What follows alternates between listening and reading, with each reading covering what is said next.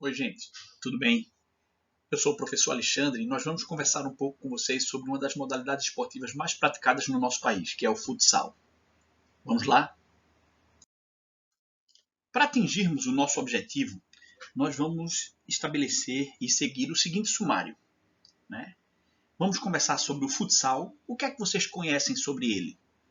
Vamos falar um pouco sobre as posições e as capacidades motoras, como é feito o planejamento do treinamento físico dessa modalidade, aliás, e uma breve conclusão. Gente, vamos trabalhar agora com uma definição bem contextualizada do que é o futsal. Sabemos que é uma modalidade esportiva coletiva de quadra, de invasão e de luta direta pela posse da bola. Tá? Ela é praticada predominantemente com os membros inferiores. Em algumas situações, o atleta poderá usar a mão, principalmente o goleiro. Né? Em alguns países da Europa, o futsal, a reposição de bola pelas linhas laterais e de fundo, ela pode ser feita com a mão também. É caracterizada por um dinamismo muito grande em seu desenvolvimento, com uma alternância constante entre ações de ataque e de defesa. Né? É uma modalidade de invasão porque os atletas podem flutuar, eles podem se movimentar livremente dentro do espaço de jogo do adversário. Né? E de luta direta, por quê? Porque ele pode chegar lá e tomar a bola do adversário, diferentemente de outras modalidades, ou de outra das modalidades que tem alguma restrição, por exemplo, o voleibol. Seguindo na nossa definição, o futsal ele tem se tornado mais exigente nos aspectos cognitivos, psicológicos e motores, né, por conta de uma constante evolução das regras, dos sistemas e manobras de jogo. Né? Sabemos que cada modalidade possui sua lógica interna, que é aquilo que é mais característico e peculiar delas, retratando sua natureza estrutural e funcional. Né? Essa é uma definição do professor Wilton Santana. Portanto, os professores, treinadores e preparadores físicos que trabalham com futsal, eles devem sempre buscar uma constante adaptação das estratégias metodológicas utilizadas, né, para que o treinamento dos seus atletas ele seja o mais completo possível. Vamos tratar um pouco agora de como surgiu o futsal. Né? No início, era o futebol de salão, modalidade que tinha as mesmas características, mas que na sua origem traz uma grande controvérsia. Né? Existe uma pequena discussão entre brasileiros e uruguaios sobre a paternidade do futebol de salão. Né? Existem registros que, em 1932, na Associação Cristã de Moços de Montevidéu, o professor Juan Carlos Seriani Gravier, esse senhor simpático que está na foto, ele adaptando, aliás, algumas regras do futebol, do basquetebol, criou uma modalidade dentro de um espaço fechado. Né? Acredita-se que por conta das condições climáticas, né, do clima mais frio do Uruguai, e daí surge o futebol de salão. Alguns brasileiros contestam dizendo que essa modalidade foi criada na Associação Cristã de Moços de São Paulo, né, alguns anos antes. Na verdade, nós temos em 1936, a primeira publicação com normas e regulamentos do futebol de salão, na revista Educação Física número 6, agora sim, no Brasil. Tá? Então, costuma-se dizer que o futebol de salão ele nasceu no Uruguai, mas foi normatizado, né? Teve suas regras e seus regulamentos criados no Brasil. Ok? Continuando, temos a título de informação, né, essa retirada do site da Confederação Brasileira de Futsal, né, a CBFS, nós temos aqui um dos motivos porque dizem que o futsal é um esporte genuinamente brasileiro, né?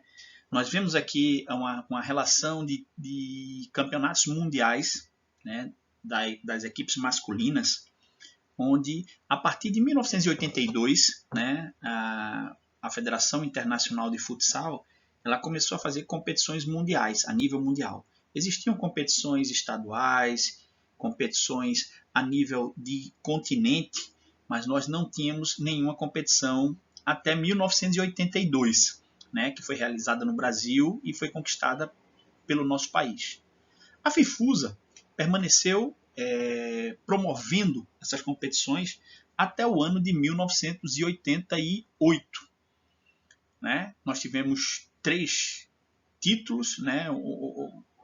2 brasileiros e um conquistado pelo Paraguai.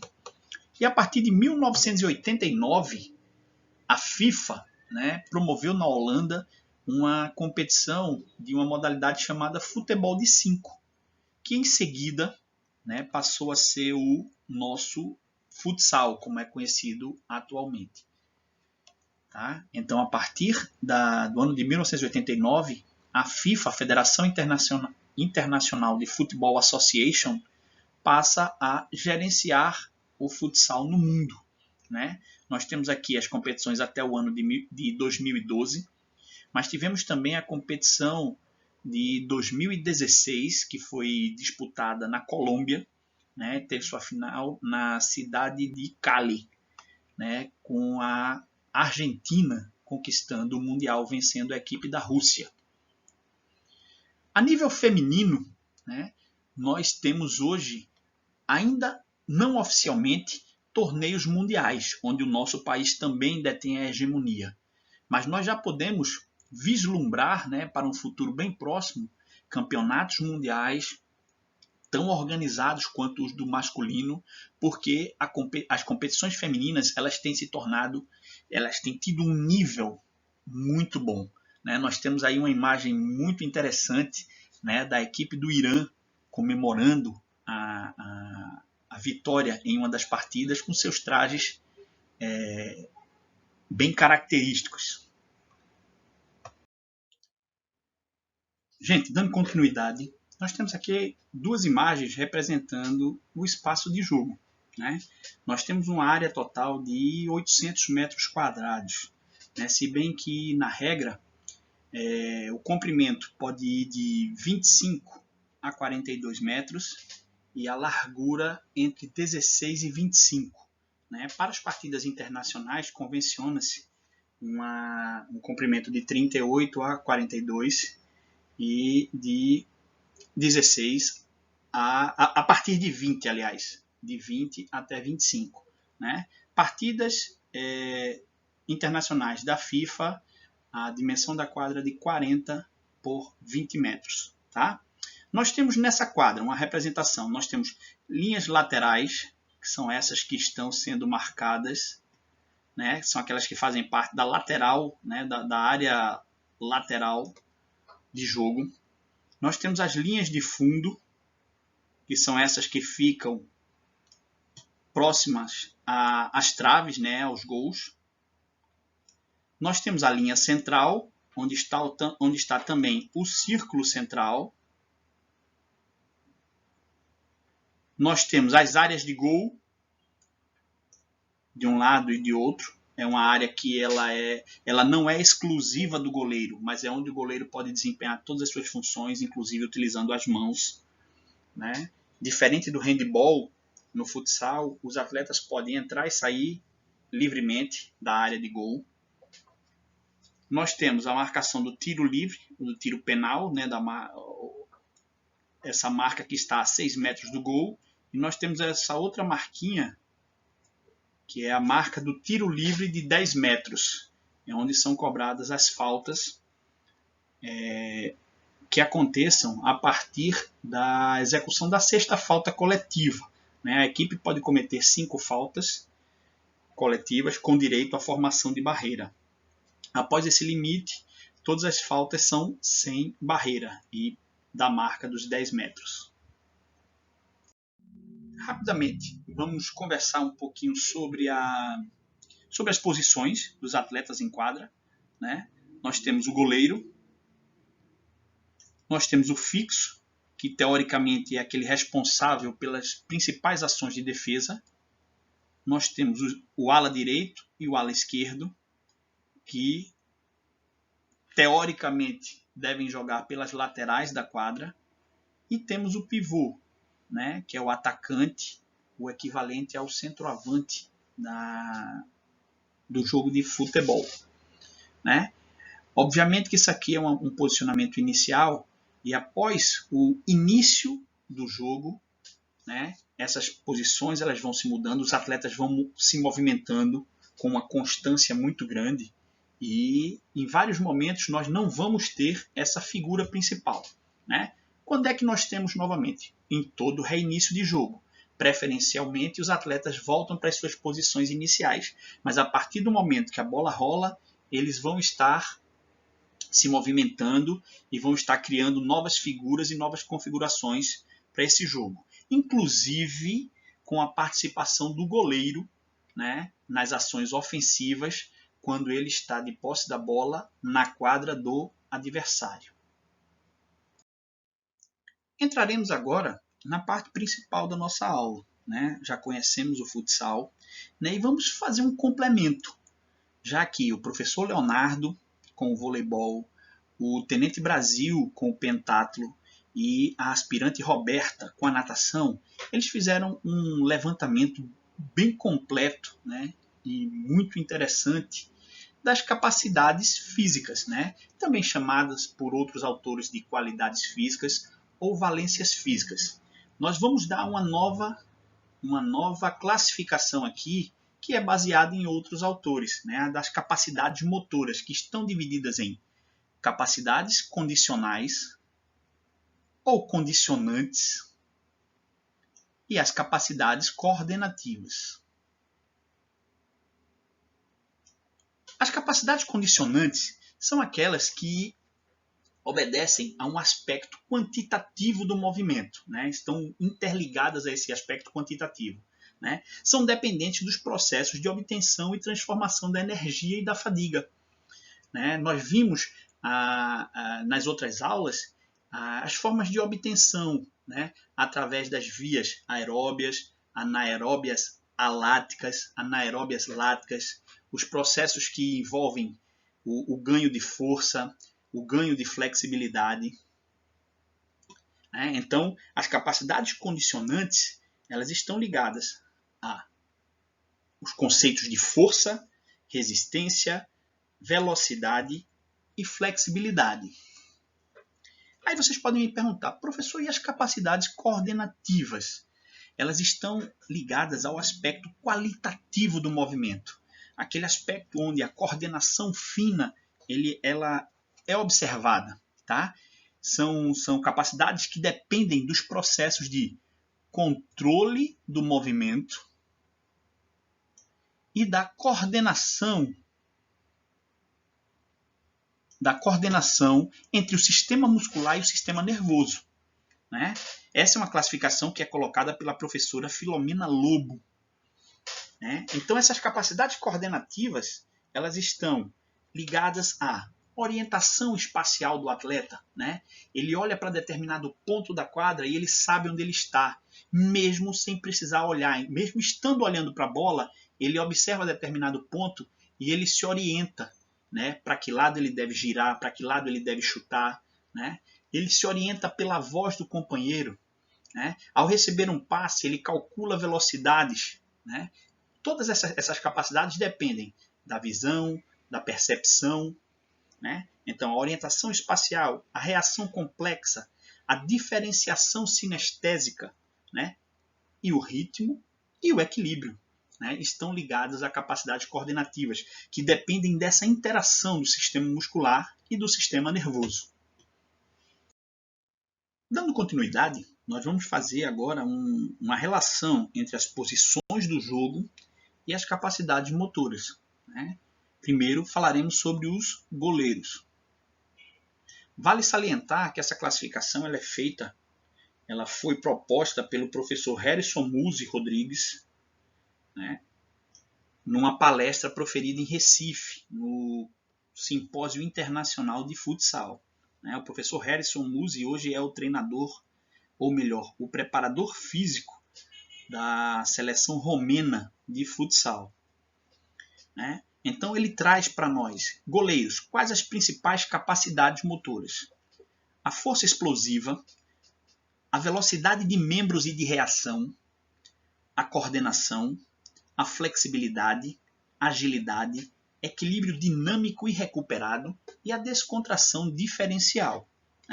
Como qualidades secundárias, como capacidades secundárias, ele nos mostra a força dinâmica e estática, a resistência muscular localizada, o equilíbrio estático e a descontração total. Podemos ver que o que nós temos que entender disso é que essas são as capacidades que estão envolvidas diretamente no jogo. Elas são as capacidades predominantes, como bem frisou o professor Leonardo Luna, lá na aula de voleibol. As outras, elas também participam do processo. Nós não vimos aqui a resistência aeróbia, a resistência anaeróbia, lática e alática, apesar de termos uma modalidade muito intensa, ser necessário uma grande participação das qualidades de resistência, nós percebemos que as capacidades que dependem disso, força, velocidade, elas estão presentes.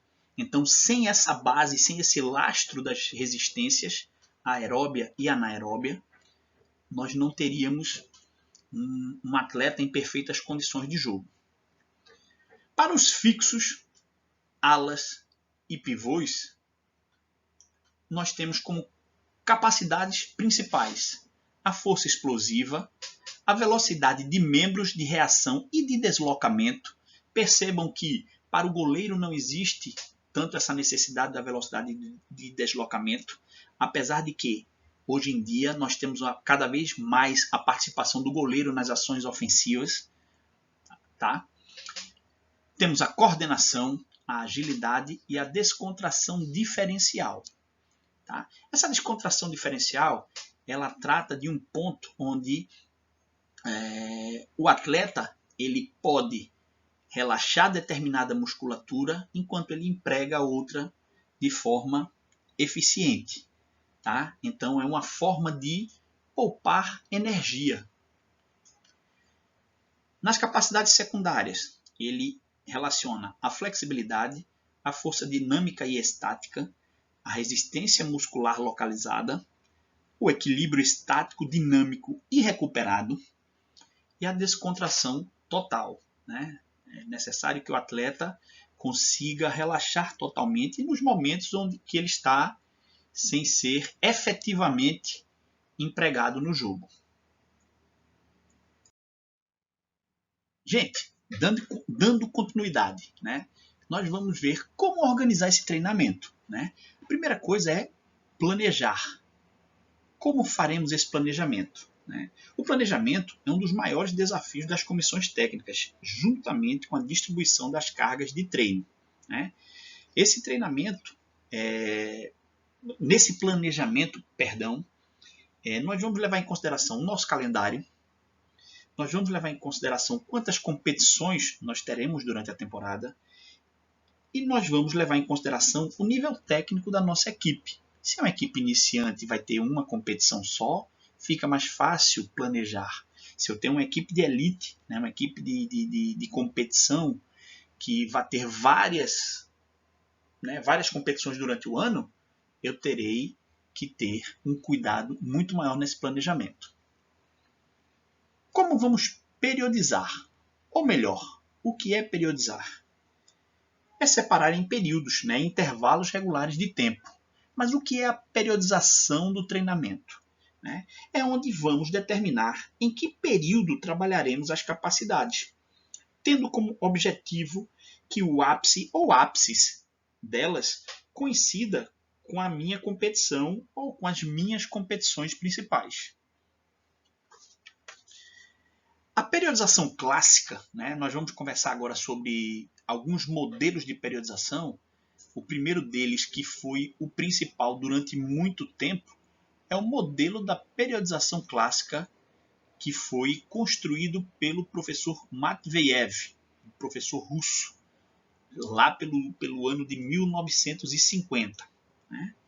Esse modelo de periodização ele está baseado na síndrome da adaptação geral, que quer dizer que o exercício é um estresse que, quando aplicado no corpo humano, provoca uma adaptação. Essa adaptação ela prepara o nosso organismo para cargas cada vez maiores, obviamente até um determinado limite. Né? Esse modelo de Matveyev, ele dividia a temporada em macrociclos, que eram de 12, 8 ou 6 meses, que por sua vez era dividido em mesociclos, mensais ou bimestrais, e que também era dividido em microciclos, que normalmente eles tinham a duração de uma semana. A divisão desse microciclo eram as sessões de treinamento, que poderiam ser diárias ou não. Cada macrociclo tinha 3 fases principais. A fase de preparação, que era a fase básica, a fase de competição, né, que era uma fase mais específica, e a fase de transição, que era onde ocorria um destreinamento do nosso atleta, preparando-o para um novo macrociclo. Na fase de preparação, nós vimos aquelas modalidades ou aquelas capacidades de base, né? Resistência, aeróbia, anaeróbia, flexibilidade, força geral. E na fase de competição, todas as capacidades que eram específicas das modalidades. Em seguida, né, apareceu um modelo de periodização, né, o sistema em blocos, que foi criado também por um professor russo, o professor Verkhoshansky.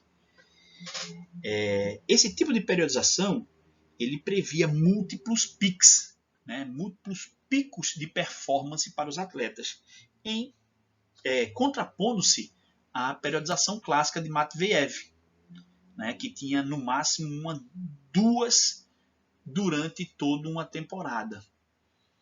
Então, essa periodização em blocos ela tinha 3 pilares.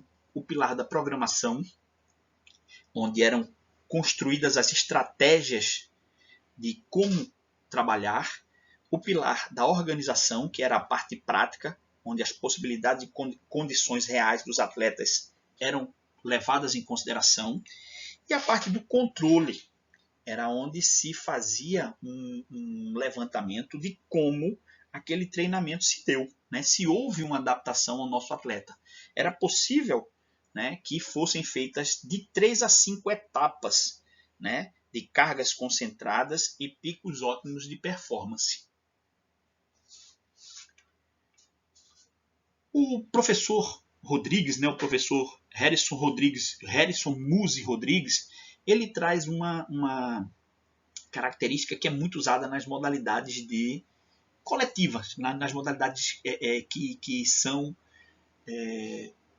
praticadas coletivamente, né? A determinação de cargas ótimas e levando-se em consideração um dos princípios do treinamento desportivo, que é a interdependência do volume e da intensidade. Né? Isso por quê? Porque o calendário dessas modalidades coletivas eles são recheados de jogos. Né? O futsal, por exemplo, as equipes de ponta elas jogam muitas vezes 2 a 3 competições assim, de forma contínua e de forma assim, ao mesmo tempo. Né? Então, o que é feito nesse tipo de preparação?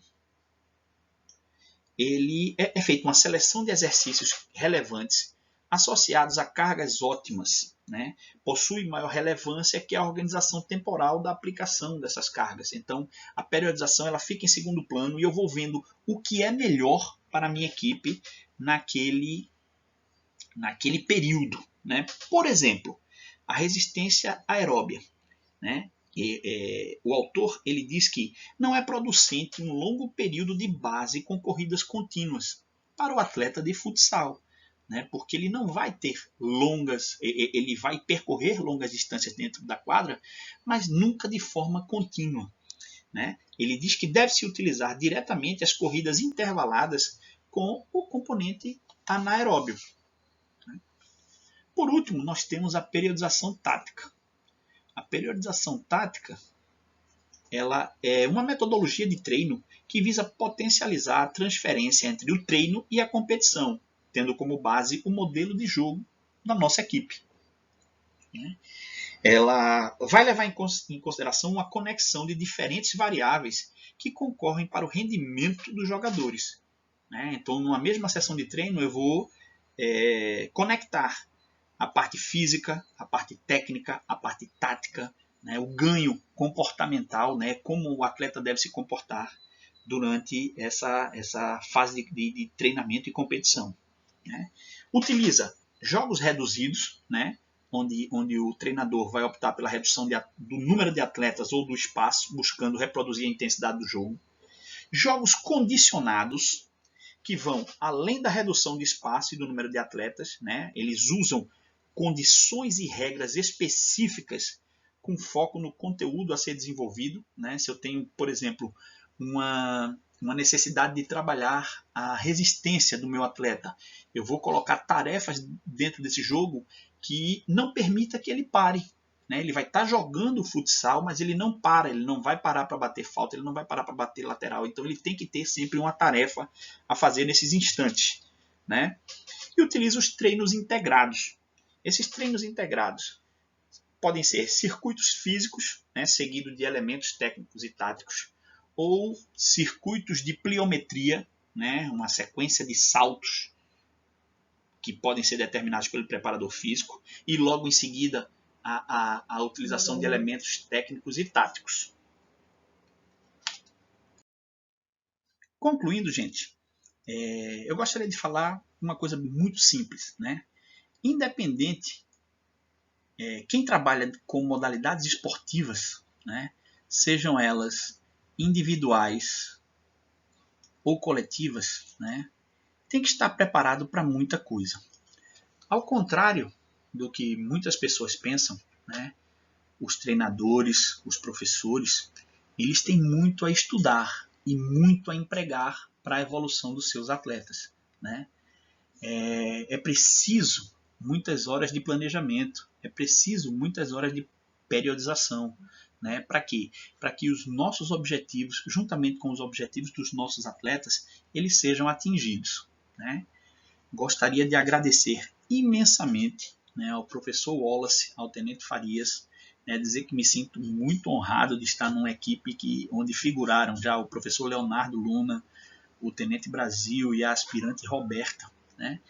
E me coloco à disposição de vocês. Né? Tá aqui o meu nome, está aqui o e-mail que nós utilizamos, né? O futsalcmr@gmail.com, e estou à disposição para sanar ou tirar quaisquer dúvidas que vocês tiverem em relação ao assunto que foi passado. Tá?